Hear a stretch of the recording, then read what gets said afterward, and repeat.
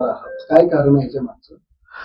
त्याच्या मागचं कारण असं आहे की पूर्वी इम्पोर्ट कंटेनर ऑफलोड करण्यासाठी जे चार्जेस घेतले जात होते ते आजही कंटिन्यू आहेत, उलट त्याच्यामध्ये वाढ झाली.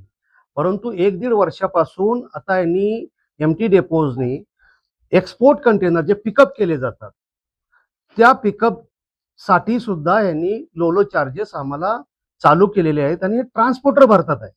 एक्सपोर्टला पूर्वी हे चार्जेस नव्हते, परंतु त्यांनी चालू केलं 590 पासून ते आता हे 1100 1100 केले. आता हे चार्जेस ट्रान्सपोर्टर का भरेल?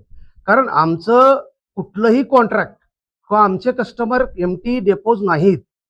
आमच्याकडून पैसे वसूल केले जाऊ नये, त्यांनी ते पैसे शिपिंग लाईन कडून किंवा कुठल्याही त्यांच्या कन्सर्न जे काही इंडस्ट्रीज असतील त्यांच्याकडून ते पैसे वसूल झाले पाहिजेत, केले पाहिजेत. मग त्यांनी 500 घ्यावेत, 1000 घ्यावेत किंवा 4000 10,000 घ्यावेत.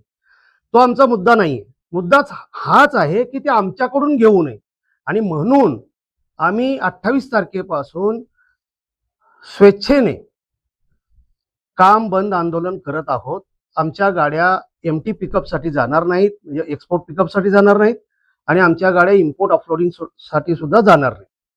हाच आमचा कन्सर्न आहे. आमच्यावर ओव्हरबर्डन नकोय. आम्ही ट्रान्सपोर्टर ऑलरेडी पिचलेले आहोत.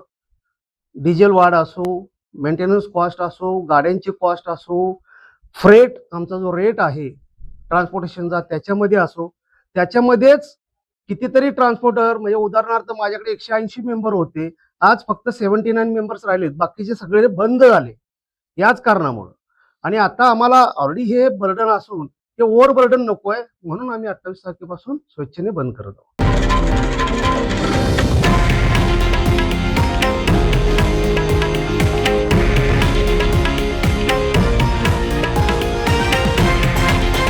हे आहे देशातील नंबर 1 न्यूज नेटवर्क आणि आपण पाहत आहात TV9 मराठी, एकमेव.